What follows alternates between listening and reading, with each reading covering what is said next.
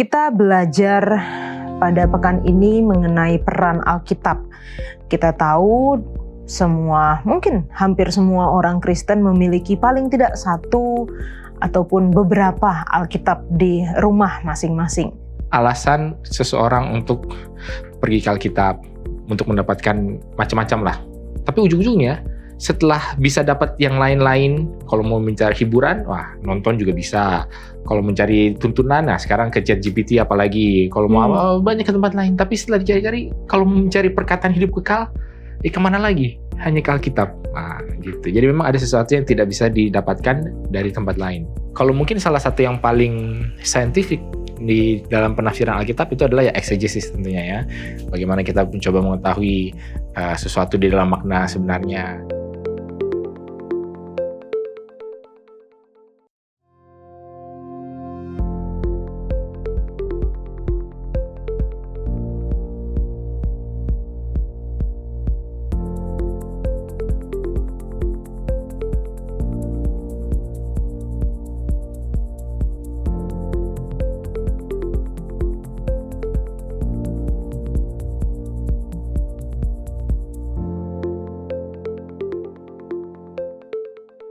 Selamat datang di Diskusi Sekolah Sabat, diskusi pembelajaran Alkitab yang mendalam untuk menguatkan iman kepercayaan kita kepada Tuhan.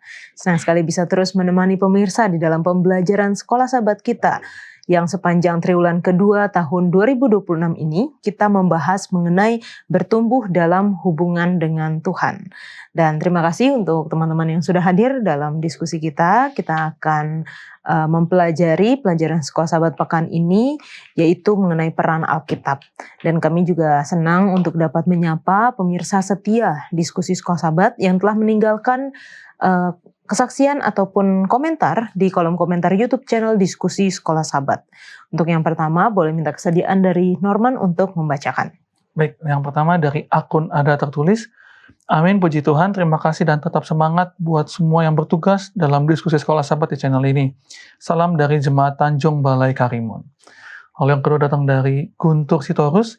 Amin, terima kasih atas diskusi yang komprehensif, kiranya Tuhan memberkati keluarga kita. Yang terakhir dari Ibu Nancy, puji Tuhan atas pelajaran yang sangat baik dan diskusi yang menambah value dalam membina hubungan dengan orang lain. Salam dari Jemaat Thousand Oaks, California, USA. Oke, terima kasih. Selanjutnya, Bang Abed. Dari Ibu Nini, Shalom, terima kasih untuk pelajaran Sekolah Sabat, sangat membantu kami memahami. Semoga kita tetap setia sampai Tuhan datang yang kedua kali. Salam dari anggota Jemaat Sisingamangaraja Siborong-Borong. Dari Gaby Ero, sangat diberkati sekali melalui pelajaran Sekolah Sabat ini. Penjelasan yang sangat akurat dan sangat teliti. Terima kasih banyak untuk pelajaran Sekolah Sabat. Shalom, Tuhan Yesus memberkati. Saya tidak berkeluarga, tapi ini sangat membantu saya ketika saya memiliki keluarga kecil dalam hidup saya. Amin. Amin. Selanjutnya, Pendeta Wilson. Baik, yang pertama dari Yatin Kukung. Terima kasih penjelasan pelajaran Sekolah Sabat melalui diskusi. Secara pribadi saya merasa diberkati dan dapat mengetahui lebih dalam serta boleh saya bagikan kepada keluarga dan anggota Sekolah Sabat. Tuhan memberkati tim pelayanan diskusi Sekolah Sabat Hope Channel. Berikutnya dari Mariati Simanungkalit. Terima kasih pelajaran yang begitu baik untuk menumbuhkan iman. Terpujilah Tuhan. Amin. Lalu yang terakhir dari Ferdetika Giri. Shalom, kami pemirsa dari Darwin, Australia. Terima kasih atas pelajaran Sekolah Sabat GBU. Dari Darwin pertama kali nih ya. Iya, puji Tuhan. Senang sekali kita mendapatkan komentar-komentar dari berbagai tempat, baik di dalam Indonesia maupun di luar negeri juga. Dan kita senang bisa membacakan bagaimana diskusi Sekolah Sabat ini bisa membantu saudara-saudara sekalian baik di dalam pembelajaran secara pribadi, keluarga, dan juga di dalam jemaat. Sepanjang triwulan ini kita belajar mengenai bertumbuh dalam hubungan dengan Tuhan. Dan seperti biasa, ada buku Sekolah Sabat yang kami rindu untuk bagikan kepada saudara-saudara yang mau untuk belajar bersama dengan kami, namun sulit akses kepada buku Sekolah Sabat kita. Kami menyediakan, stoknya terbatas, Namun jika saudara-saudara rindu untuk belajar bersama dengan kami, segera hubungi nomor call center Hope Channel Indonesia atau juga tinggalkan komentar di YouTube channel Diskusi Sekolah Sahabat dan katakan saya ingin memiliki buku Sekolah Sahabat, dan kami akan minta info detail secara detail alamat sehingga kami dapat mengirimkan ke alamat Anda masing-masing secara cuma-cuma di wilayah negara Indonesia. Kita belajar pada pekan ini mengenai peran Alkitab. Kita tahu mungkin hampir semua orang Kristen memiliki paling tidak satu ataupun beberapa Alkitab di rumah masing-masing. Ada yang masih rapi tersimpan, ada yang mungkin sering dibaca, ada Alkitab tua yang menjadi Alkitab kesayangan walaupun sudah terlihat seperti lusuh namun masih sering dibuka dan dibaca. Dan kita akan mempelajari sepanjang pekan ini bagaimana Alkitab dapat mempengaruhi bahkan menjadi satu senjata yang kuat di dalam menumbuhkan hubungan kita dengan Tuhan. Di tengah hiruk-pikuk kehidupan dunia, ada satu pertanyaan yang sering terabaikan. Seberapa dekat hubungan kita dengan Tuhan? Mungkin kita sudah lama mengenalnya, atau baru saja memulai perjalanan iman. Namun, di setiap musim kehidupan, bertumbuh dalam hubungan yang bermakna dengan Allah adalah hal yang sangat penting. Ada saat di mana kita merasa jauh, gambaran tentangnya menjadi kabur. Berdoalah agar Ia memberikan kejelasan, pengharapan, dan arah. Kini saatnya, bukan nanti, untuk mengenal, mengasihi, dan tinggal di dalam Dia. Karena hubungan ini memengaruhi segalanya, bahkan sampai pada masa depan kehidupan yang kekal. Perjalanan ini bukan perlombaan singkat, melainkan maraton iman. Kita bisa jatuh, tetapi selalu ada kesempatan untuk bangkit dan terus melangkah. Dan kita tidak berlari sendirian. Para pelari lain yang mengasihi Yesus dan firman-Nya juga berlari bersama kita. Yang terpenting, Yesus berjanji memberikan penolong untuk menyertai, menguatkan, menopang, dan tinggal di dalam kita. Untuk terus memandang kepada Yesus yang memimpin kita dalam iman dan yang membawa iman kita itu kepada kesempurnaan. Sementara belajar, mari berdoa agar Roh Kudus bekerja atas kita masing-masing secara pribadi dan sebagai gereja global untuk membawa kita lebih dekat kepada Allah seperti belum pernah sebelumnya. Sebab, sungguh, tidak ada yang lebih penting daripada terus bertumbuh dalam hubungan dengan Tuhan.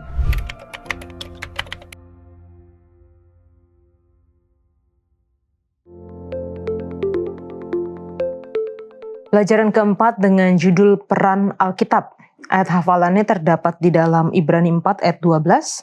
Sebab firman Allah hidup dan kuat dan lebih tajam daripada pedang bermata dua manapun. Ia menusuk amat dalam sampai memisahkan jiwa dan roh, sendi-sendi dan sumsum. Ia sanggup membedakan pertimbangan dan pikiran hati kita. Kita akan mulai diskusi kita dengan doa dibawakan oleh Norman. Kita berdoa. Dalam kerajaan surga, kami berterima kasih atas pimpinan Tuhan hingga pada saat ini, dan pada saat ini kami akan mempelajari firman Tuhan melalui diskusi sekolah sahabat. Kiranya Tuhan boleh tuntun, Tuhan boleh berkati juga para pemirsa yang akan menyaksikan ini, kiranya menjadi satu pengetahuan, kiranya Engkau juga boleh berkati mereka agar mereka dapat menemukan kebenaran. Pimpin kami sepanjang hari ini dalam segala kegiatan kami, ampuni kami dan kesalahan kami, dalam nama Yesus kami berdoa, amin. Amin, terima kasih. Oke, mungkin pertanyaan pembuka yang saya ingin bawakan adalah apa sih sebenarnya arti Alkitab bagi kita? Kalau dari Norman. Arti Alkitab bagi aku pribadi ya, lebih ke ini sih, undang-undang dasar sih. Maksudnya sebagai penuntun, udah pasti sebagai penuntun, tapi di sisi lain aku juga ngeliat Alkitab tuh sebagai buku sejarah, dalam artian banyak banget sejarah-sejarah yang kalau aku kan suka nyocok-nyocokin gitu ya, timeline ini di mana, timeline di mana. Jadi makin terbuka gitu pikirannya bahwa oh sebenarnya di timelinenya Romawi, di timeline ini oh sejarahnya tuh ada di Alkitab loh gitu. Oke. Kalau dari Bang Abed sendiri?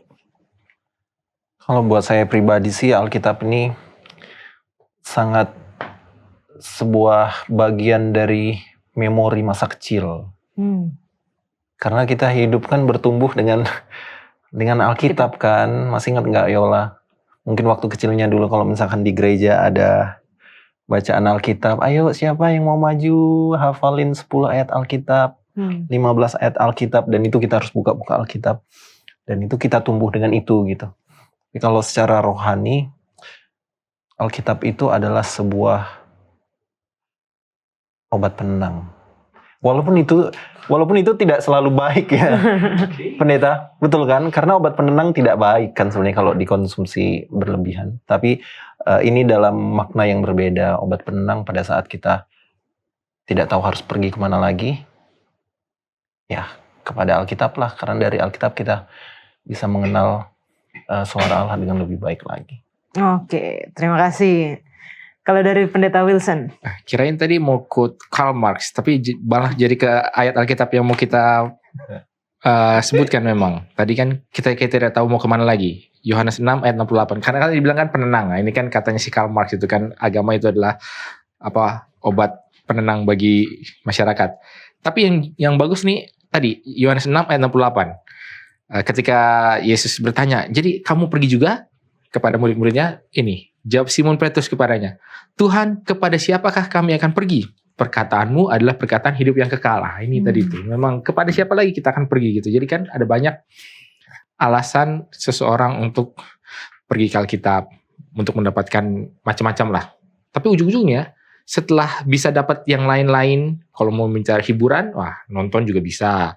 Kalau mencari tuntunan, sekarang ke ChatGPT apalagi. Kalau mau banyak ke tempat lain. Tapi setelah dicari-cari, kalau mencari perkataan hidup kekal, kemana lagi? Hanya ke Alkitab. Gitu. Jadi memang ada sesuatu yang tidak bisa didapatkan dari tempat lain. Amin. Terima kasih. Oke, kita tahu Alkitab ini sudah tersusun seperti ini gitu ya. Sudah paling tidak kalau dari kecil yang kita baca, yang saya baca, kitab bahasa Indonesia 66 kitab, 39 perjanjian lama, 27 perjanjian baru. Mungkin setelah agak dewasa sedikit ada baca-baca juga Alkitab bahasa Inggris, ada beberapa versi kalau bahasa Inggris gitu ya. Cuman sebenarnya sejarahnya Alkitab itu seperti apa, Pendeta? Karena kan zaman dulu tidak langsung satu buku seperti ini gitu kan, ditulisnya oleh banyak penulis dengan mungkin di scroll yang berbeda, lalu sejarahnya bisa sampai terjadi satu buku Alkitab ini yang kita miliki sekarang. Pendeta Wilson. Ya, ini pertanyaan yang sangat panjang jawabannya, tergantung berapa waktu kita bisa menjawab ya. Secara singkatnya adalah bahwa memang Alkitab ini kan tidak turun dari langit. Alkitab ini tidak turun, maksudnya satu buku langsung turun dari langit. Tidak juga langsung diwahyukan sekaligus di dalam satu masa yang sama. Tidak ya. Jadi kalau para ahli mengatakan bahwa Alkitab ini yang terkenal kan ditulis kurang lebih rentang waktunya 1500 tahun. Ya kan? Dari sejak Musa menulis itu sekitar tahun 1400 sebelum Masehi. Lalu sampai kitab yang terakhir yang ditulis yaitu Wahyu, ditulis oleh Yohanes itu sekitar abad pertama, sekitar 1500 tahun lah. Penulisnya ada 40 buku, lalu kemudian dibagi lagi menjadi perjanjian lama dan perjanjian baru. Nah, perjanjian lama ini, mereka ini kan naskah yang lebih tua dan dipakai lebih lama, sudah dari sejak zaman bangsa Israel. Jadi kalau perjanjian lama ini dibagi menjadi, atau orang Ibrani menyebutnya sebagai Tanakh.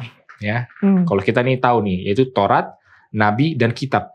Yaitu hukum, nubuatan dan tulisan-tulisannya, itu kan Taurat, Nabi, dan Kitab. Lalu kemudian mereka ini dikompil sejak 500 sebelum Masehi lah, abad-abad kelima. Jadi justru ini perjanjian lama ini ketika setelah Maleakhi ditulis itu sekitar tahun 400 sebelum Masehi, sampai Yesus datang tuh tidak ada wahyu yang masuk ke dalam yang dijadikan Alkitab. Nah, itu pada masa itulah mulailah dikumpulkan. Itu jadilah perjanjian lama. Lalu masuk di zaman perjanjian baru. Nah, di dalam zaman perjanjian baru ini Yesus juga sering menyebutkan kan, carilah kepada kitab dan pengajaran. Nah ini maksudnya kitab dan pengajaran inilah perjanjian lama nih, Tanak ini. Jadi pada saat itu perjanjian lama ataupun Alkitab yang pada saat orang-orang Yahudi pakai itu sudah ada. Lalu kemudian ditambah lagi dengan perjanjian baru kan, mulai ditulis, kalau ahli mengatakan yang pertama kali ditulis itu adalah kitab Markus.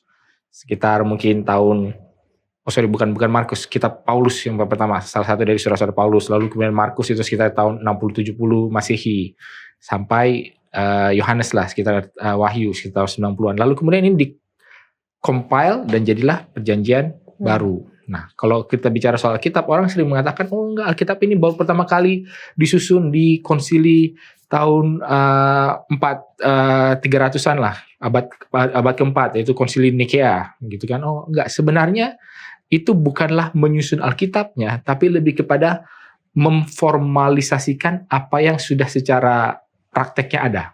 Jadi pada prakteknya ya ini sudah berseliweran nih, buku-buku yang memang dianggap punya. Jadi ada 3. Kalau ini untuk secara khusus untuk perjanjian baru ya, ada 3 syarat kitab itu masuk ke perjanjian baru. 1, dia harus apostolik. Apa itu apostolik? Apostolik itu artinya adalah dia itu harus ada terhubung dengan apostol atau rasul. Antara penulisnya adalah rasul atau orang yang berhubungan langsung dengan rasul. Makanya kalau ada tulisan-tulisan lain yang bukan ditulis oleh rasul itu dia nggak bisa masuk perjanjian baru. Lalu kemudian harus ortodoks. Ortodoks adalah artinya dia sesuai dengan di dalam Yesaya 8 ya. Lihatlah ke tulisan-tulisan sebelumnya. Kalau tidak berbicara sesuai dengan tulisan sebelumnya artinya tidak ada terang di dalamnya. Dia harus ortodoks. Lalu yang kemudian yang terakhir itu harus Katolik. Bukan secara Katolik gereja Katoliknya, tapi Katolik dalam arti diterima secara umum. Artinya jangan cuma daerah ini aja yang terima, tapi di daerah-daerah lain tidak pernah tersebar. Enggak gitu. Jadi 3 itu. Dan ketika di konsili itu di abad keempat itu ya diresmikanlah yang sebenarnya sudah ini. Mereka secara tradisi mengatakan Matius ini ditulis oleh Matius murid Yesus. Mereka secara sejarahnya mengatakan ini ditulis, ini dipakai, dan itulah yang dikanonkan, diresmikan. Nah, jadi kalau dibilang proses pengumpulan Alkitab ini ya tentunya dari sejak itu pertama kali Wahyu itu turun, lalu kemudian dicatat, lalu kemudian disebar kemana-mana, dikopi ulang sampai berapa puluhan tahun, bahkan ratusan tahun, baru dikanonkan atau istilahnya diformalkan. Ya kita boleh bilang ya pada saat itu, tapi bukan berarti baru pada saat itulah pilih-pilih secara random, enggak. Tapi memang inilah yang memang sudah beredar, dan karena ini sudah beredar ya kita kumpulkanlah jadi satu buku, yaitu 39 perjanjian lama dan 27 perjanjian baru. Kira singkatnya begitu. Itu singkat yang padat ya kayaknya ya. Terima kasih Pendeta. Dengan pembahasan atau penjelasan dan sejarah yang sudah disampaikan itu membuat kita makin tahu lah paling tidak latar belakang Alkitab, dan mungkin kita kalau misalnya ada yang belum yakin dengan Alkitabnya, kita bisa diyakinkan gitu bahwa seperti tadi yang Norman katakan di awal, sejarah mengkonfirmasi apa yang ditulis di dalam Alkitab. Bahkan ini bukan hanya sembarangan ditulis atau dikumpulkan secara random, tetapi memang ditulis berdasarkan inspirasi Tuhan, dan ketika disatukan ini menjadi firman Allah yang dalam ayat hafalan kita dikatakan hidup, kuat, lebih tajam daripada pedang bermata 2 manapun. Dan ini merupakan senjata yang paling ampuh, senjata yang paling kuat untuk melawan godaan setan. Kalau mungkin secara kerohanian Kristen gitu ya, kan paling tidak setidaknya ada 2, doa dan Alkitab. Kenapa nih Alkitab menjadi senjata yang paling kuat? Kalau dari Norman? Kenapa paling kuat? Aku selalu kalau ada nanya gitu kan, apalagi teman-teman yang nanya kenapa sih orang Kristen itu baca Alkitab dan kenapa harus Alkitab gitu. Aku selalu analikan seperti ini, orang kalau dia banyak baca, kalau dia banyak baca dia makin banyak tahu. Kalau dia makin banyak tahu biasanya ilmunya jadi banyak gitu kan. Nah sama dengan Alkitab nih, dengan kita baca Alkitab jadi kita makin tahu, makin banyak hal, terlebih hubungan dengan Allah tuh bisa jadi kembali terhubung gitu kan. Sekarang kalau misalnya kita sudahlah jarang berdoa, baca Alkitab juga jarang-jarang, apa yang mau dihubungkan lagi dengan Allah gitu kan. Dan itu yang setan incar sih, untuk bisa menjauhkan. Karena dengan baca Alkitab kita jadi lebih paham, oh ternyata kejadian sebelumnya ada seperti ini cara-cara setan seperti ini, dan bagaimana terhubung kembali dengan Allah ya, semua ada di Alkitab. Oke. Abang? Lebih ke tips and trick lah Alkitab itu. Jadi kalau misalkan dia bukan hanya berisi sebuah panduan atau nasihat kan, tapi di sini juga Alkitab itu dia bisa mengungkapkan apa yang nanti akan dilakukan oleh setan di langkah-langkah selanjutnya gitu. Nah ini yang kalau tadi Yola sampaikan, banyak orang yang bisa saja di awalnya merasa tidak yakin dengan Alkitab, dan itu sebenarnya bisa jadi at least itu bisa menjadi pertanda yang bagus malahan sebenarnya, karena biasanya orang yang skeptis terhadap sesuatu apalagi Alkitab, dia akan mendorong dia untuk lebih mencari tahu, kenapa sih ini Alkitab bisa sampai bertahan ratusan tahun sebagai sebuah buku yang paling teraniaya sepanjang sejarah hidup manusia sampai dengan sekarang, masih bisa bertahan dan sampai sekarang masih menjadi buku yang paling banyak dicari dan paling banyak mengubah kehidupan orang. Jadi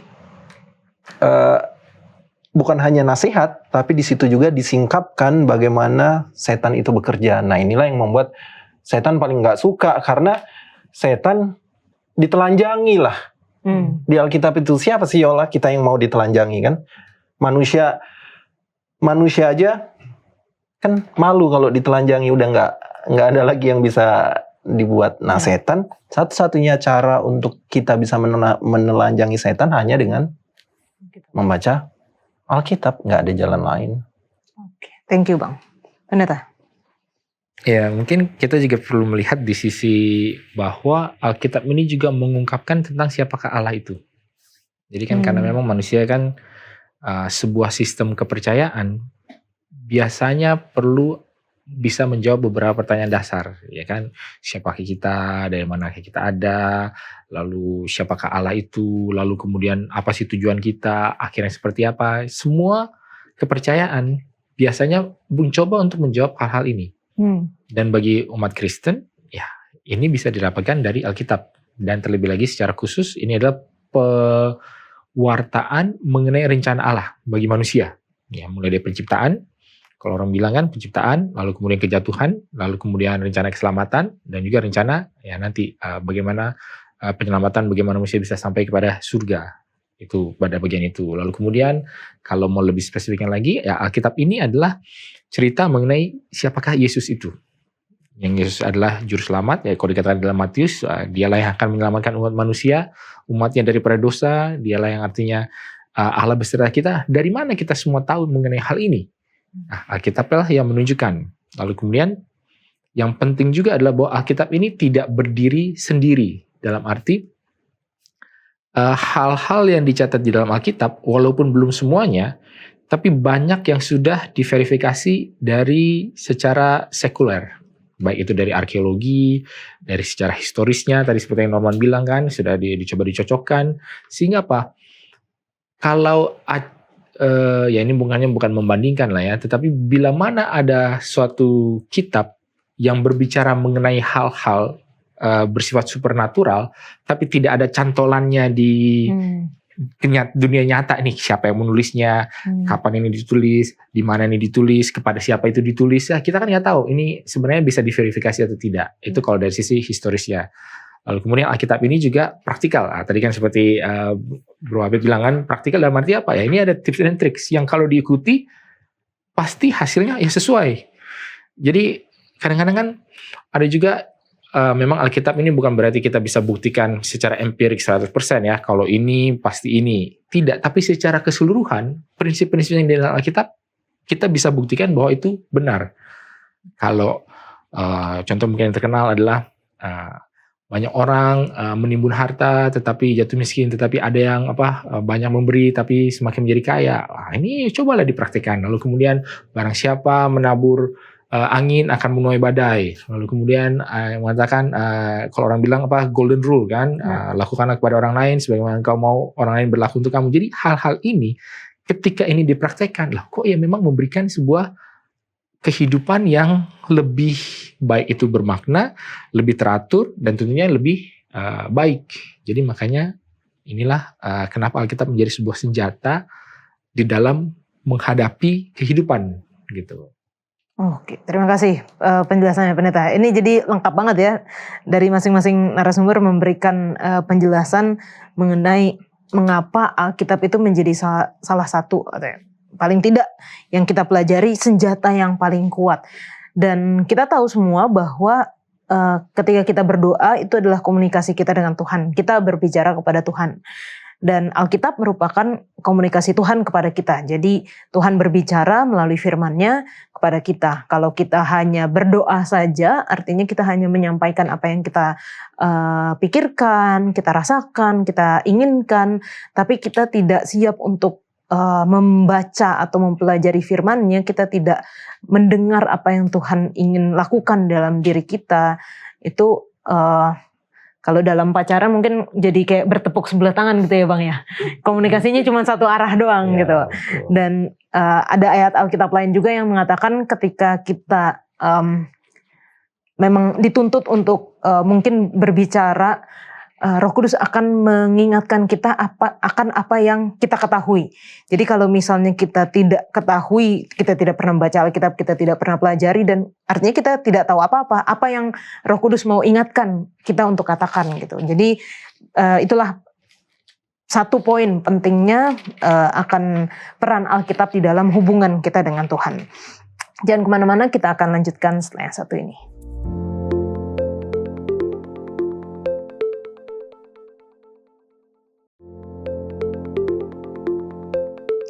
Walaupun kita sebagai orang Kristen mengetahui pentingnya mempelajari Alkitab, secara realita di dalam kehidupan sehari-hari kerohanian kita, itu tidak selalu berjalan mulus. Artinya tidak konsisten, naik turun hubungan kita dengan firman Tuhan. Nah, bagaimana, ada nggak tipsnya bagaimana cara kita menyikapinya, Norman? Ya, seperti pelajaran kemarin gitu kan, hubungan dengan Tuhan memang nggak selamanya di atas gitu, kadang ada naik ada turun. Cuman baik lagi, satu-satunya cara untuk bisa memperbaiki hubungan dengan Tuhan adalah mau nggak mau, suka nggak suka, baca Alkitab gitu loh. Karena dari situ jadi tahu tujuannya apa. Walaupun memang kadang-kadang kita belajarnya, aku beberapa kali menemukan beberapa teman dalam pergumulan, lalu dengan mudahnya nyari ayat Alkitab random di scroll aja itu aplikasi Alkitab, terus kayaknya ini deh maksudnya Tuhan tuh kayaknya ngomong ini, ya kan nggak gitu juga gitu ya padahal. Jadi harus dengan penuh kesabaran, dengan penuh hikmat untuk bisa memperbaiki hubungan itu, ya baca, selalu baca. Aku jadi ingat dari dulu orang tua tuh selalu menekankan, pokoknya baca, apapun yang kamu lakukan baca. Kenapa? Karena baca itu membantu membuka pikiran. Nah, salah satunya ya dengan Alkitab ini untuk bisa memperbaiki hubungan dengan Tuhan, walaupun naik turun, ya tetap baca. Karena baik lagi, Tuhan adalah Tuhan yang sama, yang nggak akan pernah berubah, yang sering berubah kan kita kan. Tapi dengan sering berjalan waktu, kalau kita sadar bahwa kita memang butuh dan kita memang mau lebih dekat pada Tuhan, baca. Abang, gimana biar konsisten Bang baca Alkitab Bang? Sederhana ya, supaya konsisten itu ya lakukan gitu. Sama ya? Iya, just nggak boleh sebut merek ya, just do it gitu ya. Just do it, lakukan aja. Mau dia cuman, kalau misalkan kita melangkah, yolah, mau 1 kilo kita berlari ya, bukan melangkah. Mau 3 kilo, 5 kilo, nggak apa-apa, itu hanya soal jarak. Tapi kalau kita berlari misalkan hanya 1 keliling gedung apartemen gitu, tetap berlari kan, walaupun itu cuma 1 keliling. Sama juga dengan membaca Alkitab. Sederhananya, yang penting kita mulai untuk membaca. Baru nanti praktikalnya, supaya pada saat kita membaca Alkitab lebih terstruktur, kemudian lebih sistematis, kemudian masif, seperti pemilu jadinya. Ya kan, terstruktur, sistematis, dan masif. Artinya kita pasti akan mendapatkan makna yang jauh lebih deep gitu. Kalau kita melakukannya itu dengan lebih terencana. Tapi at least kita sudah punya standar minimal, lakukan. Baru setelah kita lakukan itu, baru kita susuni praktikalnya, kita harus lebih terencana. Hari demi hari. Supaya nggak menembak ke segala arah dia. Kalau kita sedang berburu, kita tidak akan mencomot Alkitab itu, kita ambil random nih, hari ini aku pengen baca soal ini, aku cari soal yang menyenangkan hati. Besok kayaknya keuanganku lagi seret nih. Boleh deh aku cari ayat soal keuangan. Bagus, itu bagus untuk pemula. Tapi tidak bagus kalau itu untuk mediocre ke atas lah. Sebagai pembaca Alkitab mediocre ke atas itu sudah harus ditinggalkan seperti itu pendeta ya. Tapi untuk pemula ya yang penting mulai dulu ya. Yang penting mulai dulu untuk pemula. Untuk lanjutannya harus lebih terencana dan terstruktur. Nanti kita akan bahas juga ya metode-metode apa yang mungkin pernah dilakukan gitu atau pernah didengar untuk dilakukan Bible study atau pelajaran Alkitab. Kalau dari Pendeta Wilson. Ya, apapun itu, ya Alkitab mengatakan bahwa ketika kita mencari Allah, ya Allah pasti akan dapat ditemukan. Tapi apa? Kalau kita mencari dengan segenap hati. Nah, dengan segenap hati itu bagaimana?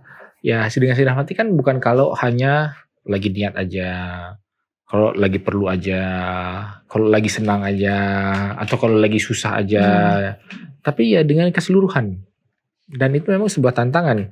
Kalau ditanya tadi apakah kita bisa konsisten di dalam hal itu, ya sebenarnya konsistensi, Alkitab juga mengatakan salah satu ciri orang benar adalah dikatakan orang jahat, orang fasik jatuh 1 kali dan dia tidak bangun lagi, tetapi orang benar jatuh 7 kali dan dia bangun lagi. Jadi apa? Syarat untuk menjadi orang benar adalah bahwa dia bisa bangkit kembali.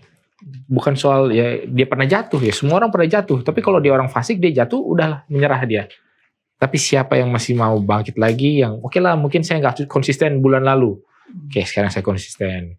Atau mungkin saya sudah 1 tahun ini nggak konsisten, ya sekarang kita coba mulai lagi. Atau mungkin sudah 20 tahun ini sejak saya dibaptis waktu saya SMP, sekarang saya sudah berkeluarga, nggak pernah konsisten. Ya mungkin adalah sekarang lah waktunya untuk bangkit gitu loh. Tapi yang penting adalah mau nggak kita kembali bangkit kembali. Dan bila mana iya, disitulah maka Tuhan akan dapat ditemukan.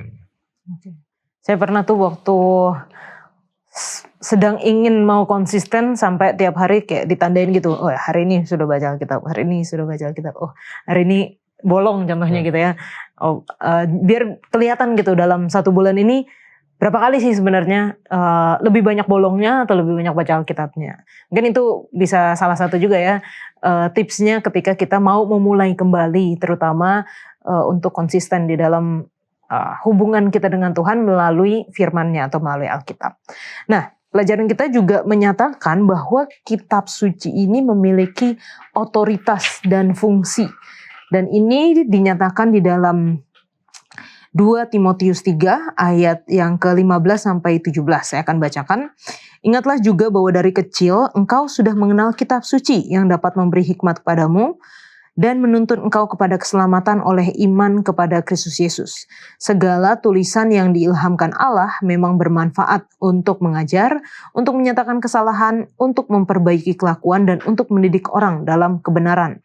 Dengan demikian tiap-tiap manusia kepunyaan Allah diperlengkapi untuk setiap perbuatan baik. Oke, boleh kita jelaskan sedikit ya mengenai fungsi dan otoritas Alkitab dari ayat yang kita sudah baca ini.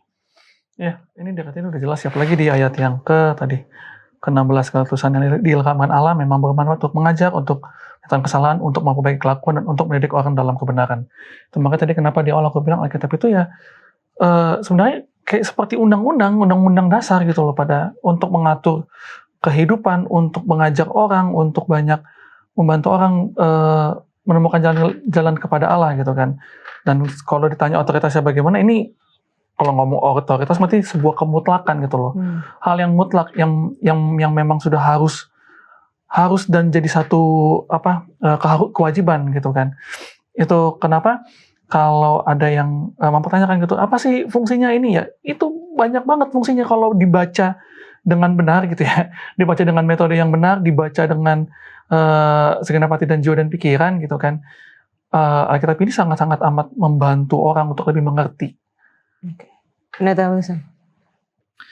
Ya, Alkitab sendiri mengatakan bahwa Alkitab ini adalah nubuat-nubuat Alkitab tidak boleh ditafsirkan menurut kehendak sendiri. Ya, sebab tidak pernah nubuat dihasilkan, ini 2 Petrus 1 ya, ayat 20 dan 21. Sebab tidak pernah nubuat dihasilkan oleh kehendak manusia, tetapi oleh dorongan Roh Kudus orang-orang berbicara atas nama Allah. Jadi ya kalau tadi Norman bilang dia undang-undang dasar, ya ada benarnya juga. Dan bahkan mungkin kalau kita mau lebih kuat lagi, ini adalah undang-undang ospek. Itu apa? Senior selalu benar. Kalau senior salah, lihat aturan nomor 1. Nah, ini Alkitab juga benar. Alkitab selalu benar. Kalau salah, lihat aturan nomor 1. Secara kasarnya seolah-olah seperti itu, tetapi aksiom itu bisa kita percayai karena memang sudah ada dasar pembuktiannya. Atau mungkin anggaplah tidak ada dasar pembuktiannya, anggaplah walaupun ini ada ya, tadi seperti saya bilang kan ada dasar historisnya, kronologis, arkeologi dan lain-lainnya, tapi anggaplah tidak. Kita itu kalau berbicara mengenai Alkitab itu memang perlu datang dengan posisi bahwa ya Alkitab ini adalah sesuatu yang bisa dipercaya dan mau saya percayai. Itu. Bila mana ada yang mungkin tidak sesuai dengan yang saya inginkan, artinya saya harus mengambil yang mana, yang saya mau atau yang Alkitab tuliskan. Ya kalau secara aksiom itu tadi ya berarti harus mengambil sesuatu yang Alkitab tuliskan. Tapi di dalam Alkitab sendiri pun juga ada undangan untuk berlogika, berpikir, untuk menguji. Ya, Alkitab berapa kali mengatakan ujilah aku, cobailah aku, apakah aku tidak akan membuka tiap-tiap langit. Nah ini kalau orang bilang mengenai perpuluhan. Lalu di dalam dikatakan juga lagi, marilah kita berperkara. Ya. Lalu dikatakan lagi juga bahwa bagaimana buktikanlah bahwa kecaplah dan lihatlah bahwa Tuhan itu baik. Jadi Alkitab sendiri mengundang bagi orang-orang untuk membuktikan bahwa dia benar nggak dia otoritasnya, kewenangannya. Ada nggak hal-hal yang memang yang dikatakan oleh Alkitab yang memang terbukti benar. Dan semakin kita mencoba untuk membuktikan itu, ya tentunya kita akan bisa dapatkan lebih banyak itu terjadi. Kalau sebaliknya, semakin kita mencoba untuk mempersalahkan Alkitab, ya pasti akan ada juga mungkin bukan bukti-bukti lah, ada hal-hal, insiden-insiden yang kita bisa menyalahkan Alkitab. Jadi itu tergantung daripada mindset kita. Apakah kita mau menerima otoritas dan kewenangan Alkitab ini atau tidak. Tetapi Alkitab sendiri mengatakan bahwa ini adalah tulisan-tulisan yang diilhamkan oleh Allah, dan manusia itu tidak menulis atas dorongannya sendiri, tapi oleh Roh Kudus. Manusia ini berbicara dan juga harus diartikan ataupun ditafsirkan yang menurut tuntunan hikmat kebijaksanaan dari surga juga. Oke, terima kasih Pendeta. Kita tahu dan kita yakin, kita mengimani bahwa firman Allah atau Alkitab ini adalah kebenaran. Namun ketika kita membaca Alkitab gitu kan, dengan berbagai orang, dengan tafsiran yang berbeda-beda, itu bisa jadi maksudnya atau artinya bagi setiap orang berbeda. Gimana kita bisa tahu gitu Bang, yang tafsiran atau yang kita baca, kita yakin ini kebenaran. Tapi ketika kita baca dan kita tafsirkan, apakah itu masih tetap kebenaran gitu Bang? Ada sebuah istilah ya, Tuhannya satu, tapi cintanya berbeda, bukan ya? Tuhannya satu, tapi yang menafsirkan perkataan Tuhan itu kan beda-beda. Manusia Yola, akalnya sudah beda, volume otaknya sudah beda, mohon maaf. Kemudian bisa jadi orang yang menafsirkan Alkitab itu selama hidupnya dia dididik dalam latar belakang pemikiran yang berbeda, latar belakang budaya yang berbeda, belum lagi mungkin pekerjaannya juga berbeda, banyak hal yang akan mempengaruhi itu. Tetapi yang menjadi menarik adalah, sebenarnya ini sudah disinggung oleh Pendeta Wilson tadi, bahwa penulis Alkitab dengan berbagai latar belakang pendidikan, latar belakang budaya, segala macam. Tapi benang merahnya itu ada gitu, satu, yaitu Tuhan itu sendiri. Jadi semua tulisan-tulisan itu berbicaranya hanya soal Tuhan, tidak ada berbicara soal lain. Nah, gimana nih kita mau menguji kebenaran-kebenaran yang disampaikan oleh orang per orangnya ini? Ya balik lagi ke peraturan apa tadi Pak Pendeta? Peraturan ospek ya. Peraturan ospek yang dijalankan oleh Tuhan. Ya, ini perkataanku benar nih. Tidak ada kebenaran lain selain ini. Kalau misalkan kalian mau coba pergi ke nomor 2 atau nomor 3, itu akan balik lagi ke nomor 1 bahwa perkataan Tuhan itu adalah sebuah kebenaran yang mutlak, yang absolut. Nah, yang menarik adalah mau atau tidak kita menerima otoritas itu. Kalau kita nggak mau menerima otoritas itu kan ya percuma. Itu tidak akan mengubah apapun dalam hidup kita. Tadi Yola sudah bacakan di 2 Timotius 3 ayat 15 sampai dengan 17. Firman Tuhan itu mengajar, menyatakan kesalahan, memperbaiki, kemudian mendidik. Bahkan dari keempat ini sebenarnya kita masih bisa terima soal mengajar dan mendidik. Tapi kita akan sangat sulit untuk menerima pada saat kita dinyatakan kesalahannya dan dikoreksi, diperbaiki. Nah, selama kita tidak mau menerima ini, ya berarti kita tidak mau menerima otoritas itu. Tidak mau menerima otoritas Alkitab. Jadi, sepertinya jadi percuma Alkitab itu kita nyatakan sebagai memiliki otoritas absolut, tapi kalau kita sendiri tidak siap untuk menerima, atau bahkan kita tidak mau untuk menerima otoritas Alkitab itu sendiri. Oke. Pendeta. Ya, kalau kita melihat juga memang sebenarnya Alkitab ataupun hal-hal rohani itu agak berbeda dengan hal-hal yang bersifat ilmu pengetahuan sains. Ini yang selalu suka saya bilang kemana-mana ya. Ini memang pekerjaan sulit sebagai seorang pendeta ya. Kalau saya itu dokter atau arsitek gitu ya. Kalau saya kasih resep salah, gampang. Coba aja resepnya. Sembuh nggak? Kalau sebagai saya orang arsitek bilang, ini nggak bisa nih. Bangunan ini campuran semennya harus begini-begini. Sudutnya harus begini-begini. Kalau dia besi, dia cuma bisa menanggung beban segini. Nggak percaya, udah silahkan. Ubah aja. Kalau nggak bangunan itu kan roboh. Ya? Tapi kalau kita bicara soal Alkitab, kita mengatakan, kasihlah musuhmu. Apa buktinya kalau saya mengasihi musuh saya akan diberkati?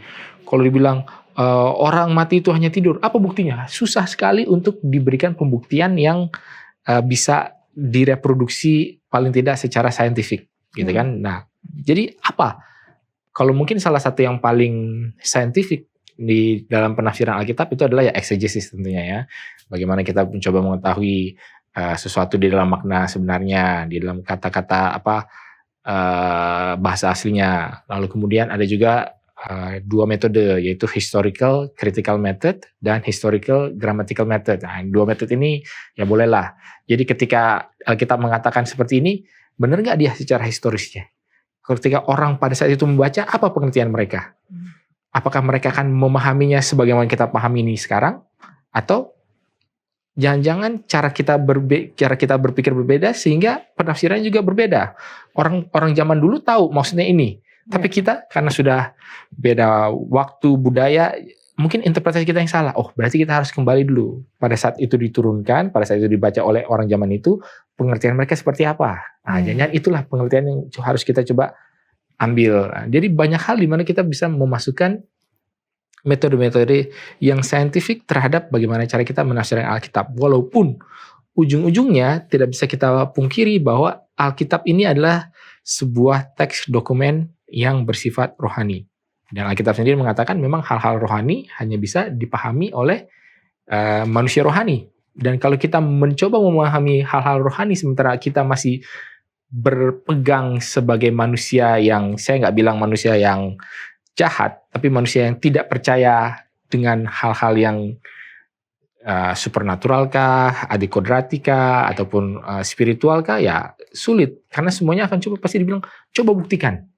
Apa buktinya? Ada orang bilang, apa buktinya bahwa Yesus itu sudah mati? Wah, mana dulu nih laporan koronernya? Mana dulu ini segala macam ya pasti kan tidak ada.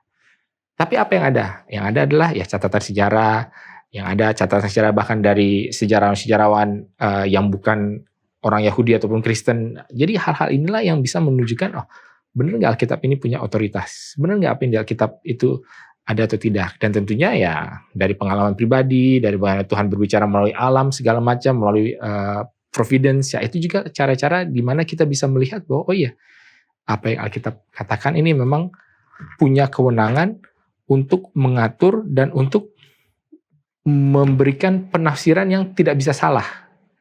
Kalau bertentangan dengan hal-hal ini ya sudah pasti ini adalah tafsiran sendiri, tafsiran pribadi. Sebenarnya tadi dalam 2 Petrus 1 ayat 21 ya tidak boleh itu atas tafsiran pribadi karena ini adalah yang berasal dari Roh Allah gitu. Oke, terima kasih Pendeta. Dan setelah ini kita akan membahas metode pembelajaran Alkitab yang mungkin kita bisa lakukan baik ketika kita mau mulai untuk belajar Alkitab ataupun kita mau kembali konsisten, dan juga buat yang mungkin sudah lebih advance gitu ya Bang ya, setelah yang satu ini.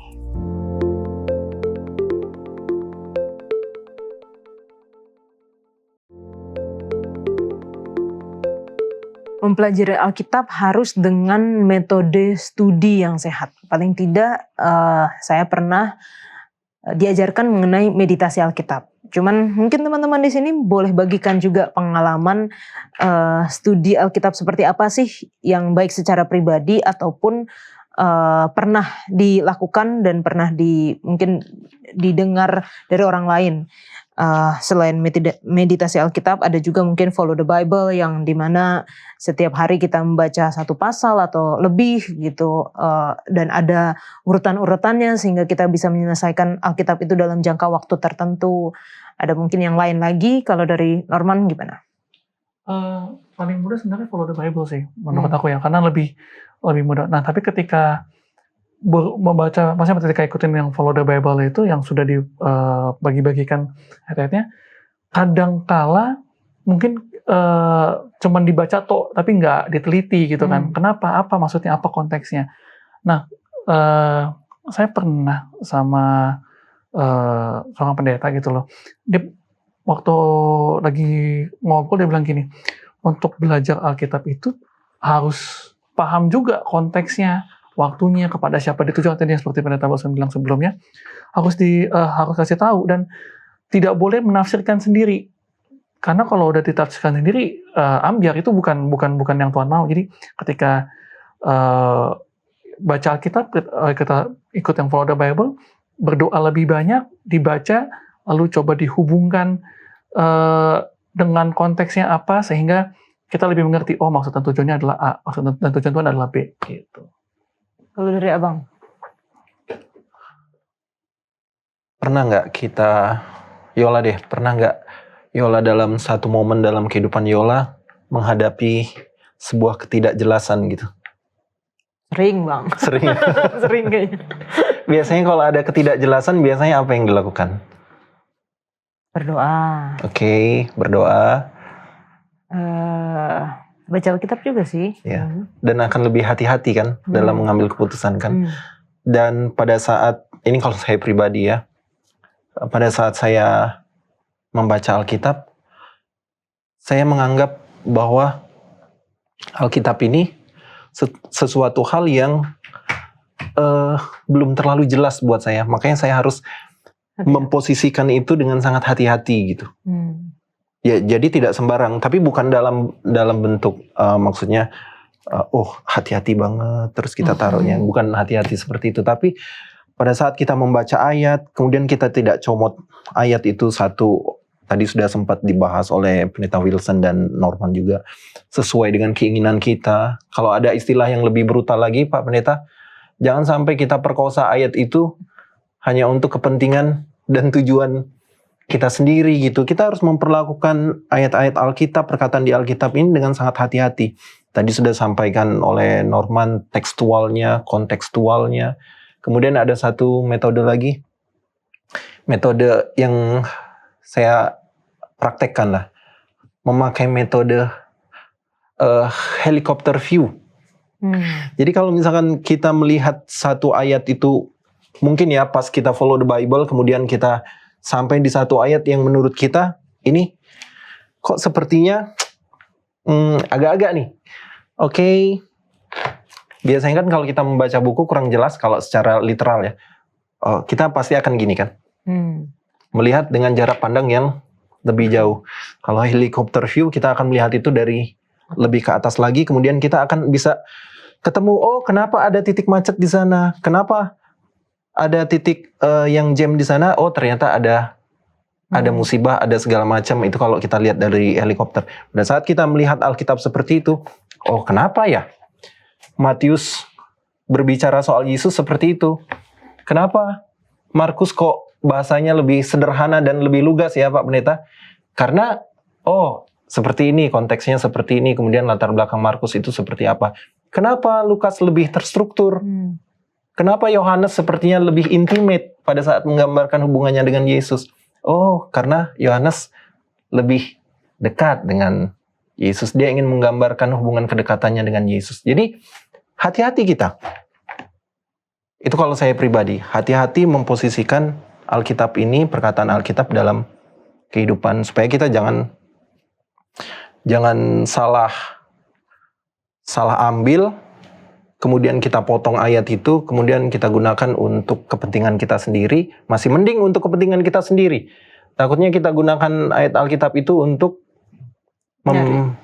nyari salah orang lain. Betul, untuk menjatuhkan orang lain, bahkan untuk membunuh orang lain. Bukan dalam arti fisik ya, tapi untuk membunuh karakter orang lain. Seperti itu. Oke. Kalau dari Pendeta Husen, ada nggak kayak misalnya kalau untuk pemula kayak gimana, untuk yang sudah mulai mau konsisten kayak gimana? Ya, mungkin kalau untuk sebagai kita yang misalkan baru pertama kali baca Alkitab ataupun cara belajar Alkitab, perlakukan Alkitab itu sebagai sebuah cerita.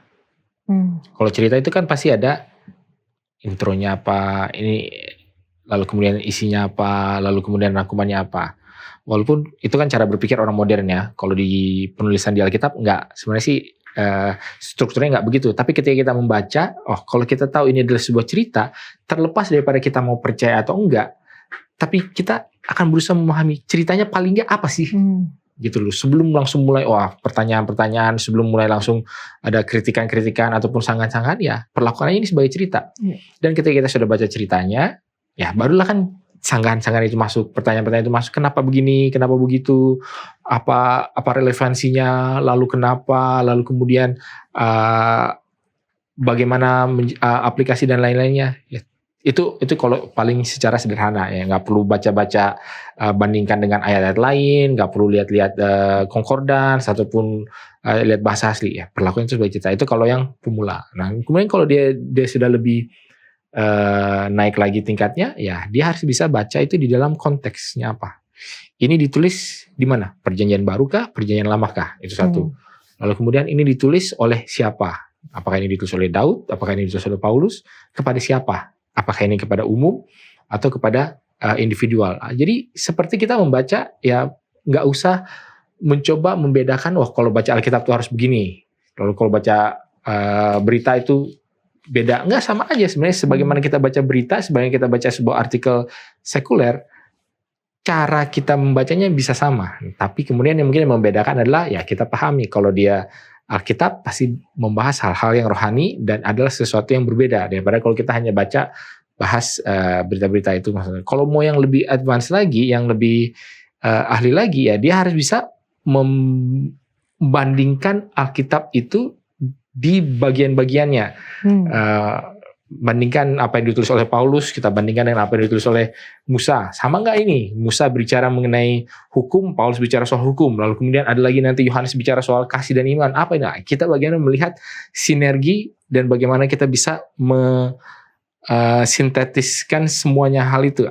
Jadi memang macam-macam cara kita belajar. Atau mungkin kalau ada orang yang paling males, ini sebenarnya adalah sesuatu yang bisa menjadi bumerang juga ya. Ini pedang bermata dua nih sesuai dengan ayat Alkitab kita dalam Ibrani 4 ayat 12 itu. Ya mungkin kita bisa gunakan teknologi.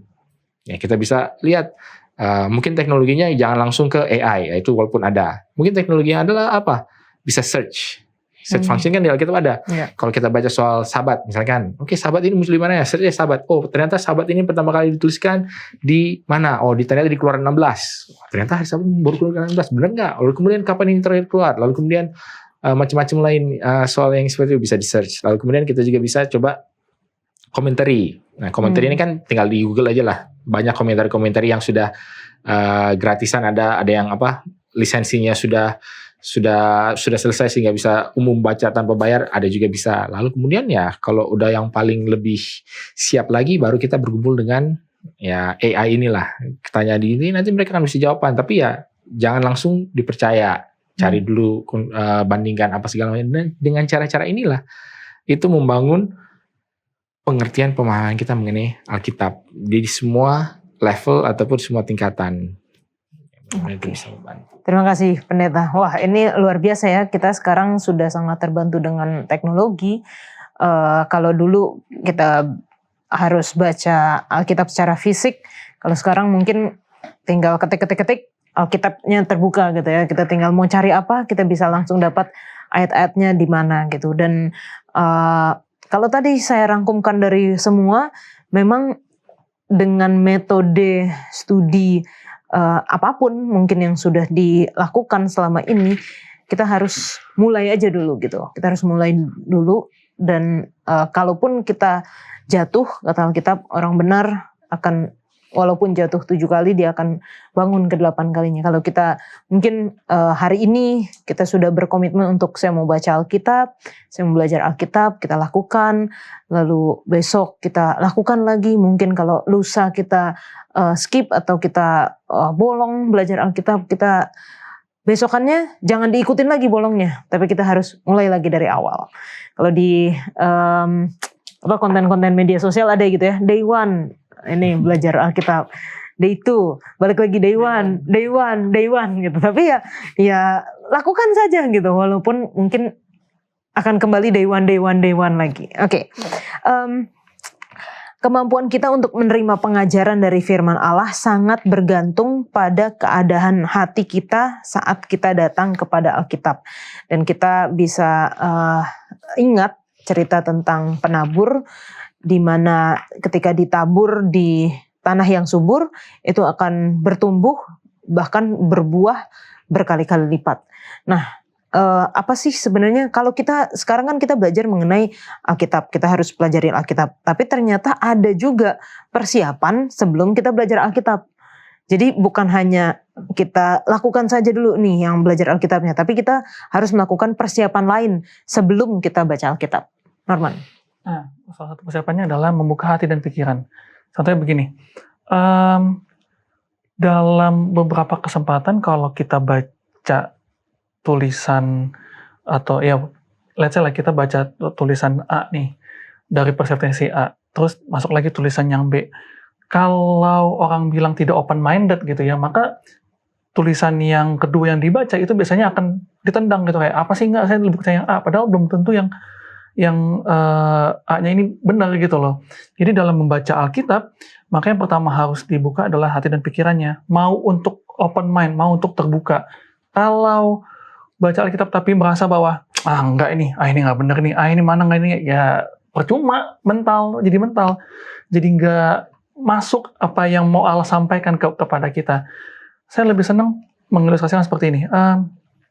Ada 2 orang, yang satu dia suka baca, yang satu lagi dia malas untuk baca. Jadi ketika ada sebuah berita masuk, biasanya yang lebih cepat untuk nyebar hoax adalah yang kedua, karena dia nggak suka baca. Dia lihat judul, kemakan clickbait, disebar. Wah nih, negara kita lagi gini, lagi ABCDFG. Sementara yang udah baca, enggak kok, enggak gitu isinya. Isinya adalah ABCDFG. Jadi terbuka dulu pikirannya, hatinya dibukakan untuk bisa baca, maka ketika baca Alkitab lebih nyaman, lebih menemukan maksud dan tujuan Allah. Persiapannya mungkin lebih sederhana ya. Kita memang perlu, kalau saya pribadi, ini hanya untuk pribadi ya, bukan untuk ditularkan juga secara masif. Undanglah Roh Kudus untuk menjadi pendamping kita gitu. Kalau itu penting secara masif sih Bang. Iya. Iya. Ya siapa tahu ada orang yang nggak berterima dengan Itu reverse psychology itu. Iya. Siapa tahu ada orang yang nggak berterima dengan kehadiran Roh Kudus, kan kita kan nggak bisa paksakan kan. Tapi pada saat kita meminta pendampingan dari Roh Kudus, mau motif apapun kita membaca Alkitab, ya biarlah Roh Kudus yang akan meluruskan itu. Yola pernah pernah dengar ada orang yang bertobat gara-gara dia mau cari-cari kesalahan Alkitab, bisa loh ditobatkan padahal dia motifnya udah jelek, Norman. Ada orang yang buka Alkitab hanya untuk modal mendebat pelajar Alkitab lainnya, Pak Pendeta, betul nggak? Tapi orang tersebut bisa ditobatkan. Pekerjaan siapa? Kudus. Kalau bukan pekerjaan Roh Kudus. Artinya kalau saya pribadi, tapi balik lagi, ini pemahamannya harus sedikit dewasa. Motif itu bisa nomor 2. Tapi yang paling penting adalah pendampingan dari Roh Kudus. Jadi kita perlu banget nih, kita minta banget Roh Kudus mendampingi kita selama kita membaca dan mengorek-ngorek isi Alkitab. Seperti itu. Neta. Ya, kalau dibilang persiapan apa yang bisa membuat kita siap membaca Alkitab, sebenarnya dengan menjalani kehidupan saja itu sudah persiapan yang cukup. Kenapa? Karena dalam kehidupan tentu akan mendapatkan masalah, tantangan, pertanyaan, kebingungan, masukan. Dari situ aja kan orang jadi sudah berpikir, jadi dengan semuanya ini apa yang perlu saya lakukan? Nah, kalau memang kita sudah menjalani kehidupan dan kita lihat banyak opini, ya ketika kita masuk ke dalam Alkitab, ya semua pertanyaan itu akan otomatis akan terseret juga masuk ke dalam Alkitab. Ya kan, ketika kita baca, saya sudah pernah baca ini di sini, tempat lain. Lalu ketika saya baca Alkitab, saya temukan ini. Dan ketika itu terjadi kan pasti kan ada, ya kalau orang bilang kan tesis, antitesis, dan sintesis. Nah, itulah yang akan terjadi dengan sendirinya. Tetapi ya kembali mungkin sama seperti yang Bro Abed bilang, ya tentunya butuh tuntunan. Dan motivasi itu yang kedua bagi saya itu sebenarnya benar juga. Karena banyak di dalam kisah Alkitab orang itu tidak pernah datang kepada Tuhan itu dengan motivasi yang selalu sempurna. Selalu ada yang mencari motivasi diri sendiri, ya kan? Apa ini untungnya buat saya? Atau karena saya lagi butuh aja. Sebenarnya sih saya nggak pengen juga datang kepada Tuhan, tapi karena nggak tahu muka yang mana yang lain, ya saya datang aja ya. Sama kalau saya nggak datang ke Tuhan, saya datang ke dukun sama aja gitu kan? Banyak hal yang seperti itu. Tetapi apakah Allah menolak orang-orang yang demikian? Tidak. Jadi memang kuncinya adalah apa? Ya memang hanya datang saja. Dan kenapa tadi saya bilang kehidupan itu sebenarnya adalah persiapan ya? Karena memang orang dalam menjalani kehidupannya kan pasti pada satu tahap dalam kehidupannya itu akan mencari sesuatu. Dan kalau orang yang mencari, ya dia akan mendapatkan. Terlepas daripada tujuan, motivasi awalnya, ataupun kesiapan mental, ataupun level kognitifnya, ataupun level imannya yang dimana, ya Alkitab ini bisa memenuhi semua kebutuhan orang di setiap tingkatan dan di setiap fase dalam kehidupannya. Jadi jangan nunggu sampai udah baik dulu, jangan nunggu sampai udah sempurna dulu baru mau datang kepada Tuhan, tapi datang dengan apa adanya kita. Walaupun mungkin tadi seperti yang dikatakan motifnya seperti apa, kita pengennya cuman minta-minta aja sama Tuhan, atau lagi pengen deketin cewek atau cowok gitu ya, pakai ayat Alkitab gitu, bisa juga.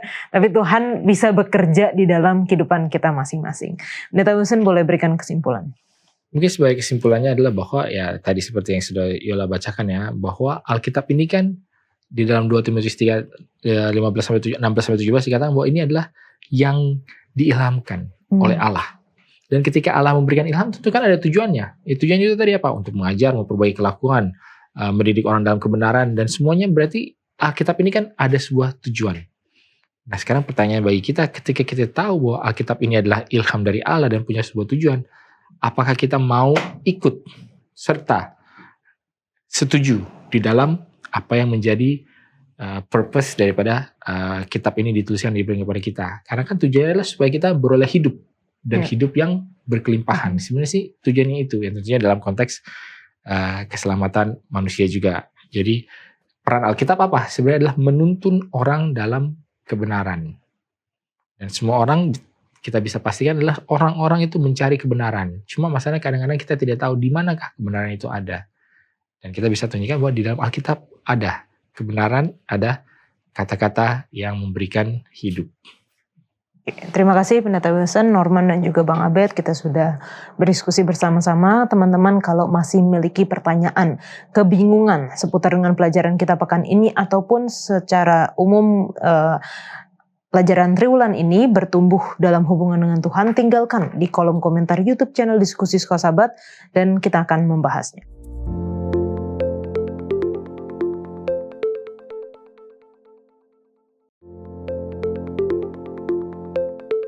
Saat ini kita masuk dalam sesi tanya jawab bersama dengan Pendeta Gute Mayadi. Shalom Pendeta. Shalom, Yola. Terima kasih Pendeta untuk kesediaannya menjawab pertanyaan dari teman-teman yang telah menuliskan di kolom komentar YouTube channel Diskusi Sekolah Sahabat ataupun melalui nomor call center Hope Channel Indonesia. Ya. Oke, pertanyaan pertama datang dari Setia Halim. Bilangan 12 ayat 3 menyatakan, adapun Musa ialah seorang yang sangat lembut hatinya, lebih dari setiap manusia yang di atas muka bumi. Ini ditulis oleh Musa sendiri. Apakah ini tidak termasuk menyatakan kesombongan diri? Terima kasih Yola. Ini saya pikir ini analisa yang cukup tajam ya. Untuk menjawab ini kita perlu ingat bahwa Alkitab ini khususnya 5 kitab yang dibuat oleh Musa ini bukan kitab autobiografi Musa. Bahkan ketika Musa penulis buku ini, dia tidak sedang menulis biografi dirinya sendiri. Tapi yang sedang dia kerjakan adalah dia menuliskan wahyu Allah atau inspirasi yang datang dari Allah melalui jari tangannya yang dia gunakan untuk menuliskan apa yang Allah mau sampaikan kepada manusia. Dalam konteks bilangan 12 ayat 3 ini bukan klaim sepihak yang Musa sampaikan untuk menyatakan siapa dirinya. Ini adalah pernyataan Allah yang Allah mau sampaikan kepada manusia tentang Musa. Jadi beda ya. Kalau Musa mau dirinya, dia bisa apa saja. Bahkan Musa akan memfilter mana yang baik, mana yang enggak. Tapi kenapa Musa juga tuliskan bahwa dia orang yang ceroboh, dia orang yang rendah diri, yang waktu Tuhan suruh ke istana Firaun, dia nggak mau, Tuhan saya nggak bisa bikin apa-apa, saya nggak punya apa-apa, saya nggak bisa berkata apa-apa.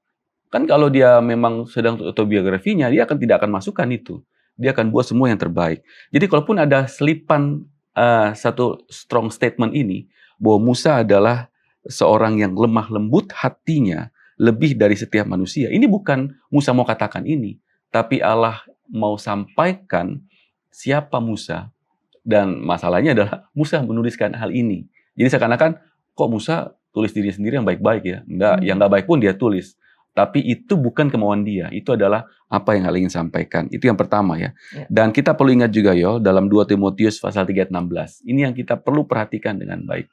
Oke, 2 Timotius 3 ayat yang ke-16 dikatakan segala tulisan yang diilhamkan Allah memang bermanfaat untuk mengajar, untuk menyatakan kesalahan, untuk memperbaiki kelakuan dan untuk mendidik orang dalam kebenaran. Ya, ini ayat ini sering dipakai untuk memahami apa sih fungsi Alkitab buat manusia, apa fungsi firman Tuhan. Tapi ada poin penting di sana, di bagian pertama. Segala tulisan yang diilhamkan Allah. Jadi bukan kemauan Musa, tapi ini adalah ilham Allah melalui Musa. Itu yang pertama. Yang kedua, kenapa ada kata yang sangat kuat ini? Seorang Musa adalah orang yang sangat lemah lembut hatinya dan tidak ada manusia seperti Musa. Ini kita perlu lihat konteks peristiwanya. Jadi bukan tiba-tiba Tuhan tuliskan ini. Oh Musa tuliskan ini, kau adalah orang yang paling lemah lembut. Bukan. Ada konteks peristiwanya. Di dalam pasal ini kan berbicara ketika kakak-kakaknya Musa, Miriam dan Harun itu sedang menyerang Musa. Jadi Tuhan sedang sampaikan, Musa nggak usah lawan apa yang kau hadapi. Aku yang akan melawan kau dengan menyatakan bahwa Musa ini sabar. Dia tidak melawan, tapi dia menyerahkan semua kepada Tuhan untuk bertindak. Itu konteksnya. Ya, yang ketiga yang kita perlu lihat adalah kata lemah lembut atau lembut hati ini di dalam bahasa asli Alkitab itu memiliki makna berserah total sebenarnya. Berserah total ini anaf ya, lemah lembut, berserah total. Jadi ketika Tuhan menempatkan kata Musa sebagai seorang yang lemah lembut hatinya, ini Tuhan sedang mau sampaikan bahwa Musa ini adalah seorang yang hidupnya berserah total kepada Tuhan. Jadi poinnya adalah bahwa ketika Allah menyampaikan ini melalui Musa, ini tidak sedang meninggikan seorang Musa, tidak sedang Musa menyombongkan dirinya sebagai orang yang lemah lembut. bahaya juga ya. Saya ini nggak sombong loh orangnya. Itu udah sombong sebenarnya. Saya ini nggak sombong orangnya. Jadi ini adalah apa yang Tuhan mau sampaikan untuk menyatakan siapa Musa. Ini ada konteks yang Tuhan gunakan juga. Tidak tiba-tiba Tuhan gunakan kalimat ini atau menerangkan siapa Musa, ada konteksnya. Dan yang ketiga, Tuhan sedang mau sampaikan Musa ini adalah seseorang yang berserah kepada Tuhan. Ada kelemahan? Ada kesalahan? Ada. Tapi dia berserah kepada Tuhan dan dia mau Tuhan menggunakan dirinya untuk menjalankan misi yang Tuhan rencanakan. Terima kasih Pendeta untuk penjelasannya. Oke, selanjutnya. Nah, ini pertanyaan lebih menarik lagi nih Pendeta. Dari Arya Putra. Pak Pendeta, kalau ada orang di gereja yang menurut orang-orang sombong, tapi dia nggak sadar atau nggak mau mengaku dia sombong, kita harus apa ya? Ini menarik juga nih, karena saya membaca pertanyaan ini juga mikir juga. Jadi ukuran sombongnya itu menurut siapa? Gitu. Karena bisa aja orang yang dianggap sombong itu, dia nggak sombong kok. Maksudnya kalau dia pakai mobil mewah, karena dia punya uang untuk beli mobil mewah, apakah itu kesombongan? Mungkin bagi dia enggak, karena dia bisa. Tapi buat orang yang melihat sombong amat sih. Ke gereja pakai mobilnya mewah banget gitu. Ya itu bicara soal ukuran ya. Tapi gini, kita perlu melihat gereja itu sebagai sebuah wadah anugerah kasih karunia Tuhan. Gereja itu adalah sebuah bengkel yang memperbaiki kehidupan umat-umat Tuhan. Jadi jangan heran kalau kita masuk ke dalam gereja itu, kita tidak menemui orang-orang yang hidupnya baik-baik saja. Banyak yang punya masalah. Banyak juga orang yang kita anggap sombong ada dalam gereja. Karena itu adalah sarana Tuhan untuk memperbaiki. Nah, kita perlu melihat juga Yol dalam 1 Samuel pasal 16 ayat 7. Oke, 1 Samuel 16 ayat yang ke-7. Di sini dikatakan 16 ayat yang ke-7. Tetapi berfirmanlah Tuhan kepada Samuel, janganlah pandang parasnya atau perawakan yang tinggi, sebab aku telah menolaknya. Bukan yang dilihat manusia, yang dilihat Allah. Manusia melihat apa yang di depan mata, tetapi Tuhan melihat hati. Ini poin penting ya, Tuhan melihat hati. Kadang-kadang kita melihat penampilan, sehingga kemudian kita pakai ukuran tertentu. Wah, ini orangnya baik, ini orangnya kurang baik, ini orangnya rendah hati, ini orangnya sombong. Karena ukurannya kita kan, atau kita punya standar tersendiri. Tapi kan gereja itu untuk semua orang. Bahkan dia buat kita orang itu sombong, Tuhan juga dengan tangan terbuka menerima mereka. Dan bukan tugas kita juga untuk, kamu sombong, ubah dong hidup kamu. Nah, tapi kalaupun kita mau menolong, ada caranya. Ya, maksudnya bukan menolong supaya menyalahkan kesombongannya, enggak. Tapi supaya menyadarkan bahwa jangan-jangan dia nggak tahu bahwa dia sudah menampilkan kehidupan yang buat orang tuh dianggap sebagai sebuah kesombongan. Gimana caranya? Kita perlu untuk menggunakan teguran dan kata-kata yang lemah lembut dan membangun, bukan melemahkan dan menjatuhkan. Jangan-jangan karena dia nggak tahu dan dia langsung ditegur dengan keras, akhirnya ditinggalkan. Ingat, gereja itu fungsinya tadi apa? Sebagai bengkel untuk memperbaiki umat-umat Tuhan yang kehidupannya mungkin bermasalah. Nah, kita perlu ingat dalam Galatia pasal 6 ayat yang pertama. Ini merupakan sebuah petunjuk bagaimana kita memperlakukan orang-orang dengan pandangan-pandangan negatif tadi. Galatia 6 ayat 1, saudara-saudara, kalaupun seorang kedapatan melakukan suatu pelanggaran, maka kamu yang rohani harus memimpin orang itu ke jalan yang benar dalam roh lemah lembut, sambil menjaga dirimu sendiri, supaya kamu juga jangan kena pencobaan. Iya, jadi daripada bergosip, ada yang sombong datang. Gitu. Lebih baik kita temui orang itu, berbicara dengan lemah lembut, berbicara dengan penuh kasih, supaya orang itu bisa menerima masukan kita. Ya, karena kadang-kadang bukan masalah benar atau salah dari apa yang disampaikan, tapi bagaimana cara menyampaikannya itu yang juga lebih penting. Maka dalam Matius 18 ayat 15 ini kan ada petunjuk juga yang lain ya. Iya. Matius 18 ayat 15. Matius 18 ayat yang ke-15 dikatakan, apabila saudaramu berbuat dosa, tegurlah dia di bawah 4 mata. Jika ia mendengarkan nasihatmu, engkau telah mendapatnya kembali. Ya, biasanya kalau masalah-masalah ya seperti kesombongan, ya sejenisnya lah. Itu tidak perlu juga sampai dalam komite yang lebih besar. Kadang-kadang perlu bicara hati ke hati dengan orang yang lemah lembut, yang bisa memberikan masukan dengan sabar. Ini lebih berterima, dan biasanya orang langsung bisa mengerti kok hal-hal ini terjadi. Jadi apa yang kita bisa lihat dari sini adalah bahwa tugas utama kita bukan memaksa orang untuk mengaku bahwa ia sombong. Tapi tugas kita adalah untuk menjaga orang itu tetap ada di dalam persekutuan. Nah, jangan sampai juga justru karena anggapan kita orang itu sombong, justru anggapan itu yang membuat orang-orang meninggalkan gereja. Karena anggapan-anggapan ini. Makanya kita perlu berkomunikasi dengan baik, perlu untuk bicara hati ke hati, perlu untuk menjalankan tahapan-tahapan yang firman Tuhan sampaikan, bicara dulu 4 mata, bicara hati ke hati, dan seterusnya.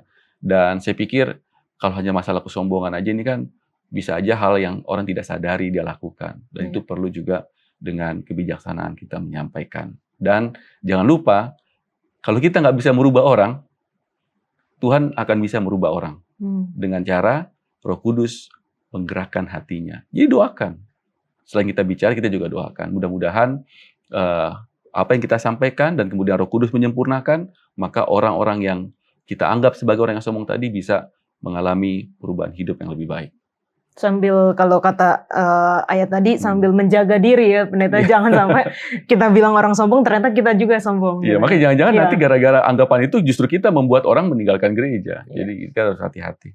Terima kasih banyak pendeta untuk penjelasannya, dan kalau teman-teman masih memiliki pertanyaan sehubungan dengan pelajaran Sekolah Sahabat kita, tinggalkan di kolom komentar YouTube channel Diskusi Sekolah Sahabat dan kita akan membahasnya di pelajaran selanjutnya. Kita kembali ke studio.